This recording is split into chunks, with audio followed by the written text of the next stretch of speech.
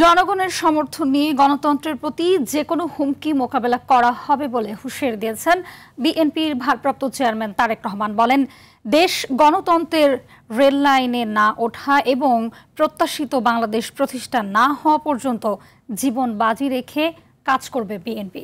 রাজনৈতিক দলগুলো নিজেদের মতো বক্তব্য দিতে থাকলে পলাতক স্বৈরাচার ফিরে আসার পরিস্থিতি তৈরি হবে বলেও এ সময় সতর্ক করেন তিনি। রুদ্র রফিক রিপোর্ট।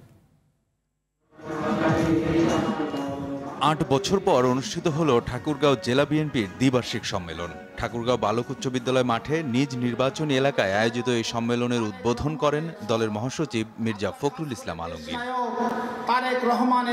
বিএনপি মহাসচিব বলেন, স্বাধীনতার পর থেকে যারা বারবার দেশকে অস্থিতিশীল করতে চেয়েছে তারা নির্বাচন বিলম্বিত করতে চায়। স্বাধীনতার ঘোষক, বহুদলীয় গণতন্ত্রের প্রবর্তক এবং আধুনিক বাংলাদেশের উপকার শহীদ জিয়াউর রহমান সাহেবকে হত্যা করেছে এবং গণতন্ত্রকে হত্যা করেছে। বারবার চক্রান্তকারীরা আবার বাংলাদেশের গণতন্ত্রকে হত্যা করবার ষড়যন্ত্র করছে।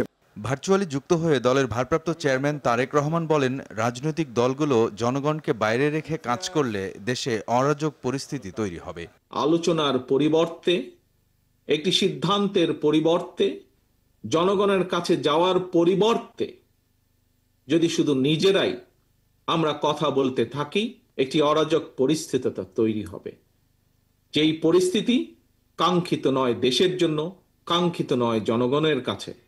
যে পরিস্থিতি পলাতক স্বৈরাচারকে আবার ফিরে আসার পরিস্থিতি হয়তো তৈরি করতে পারে।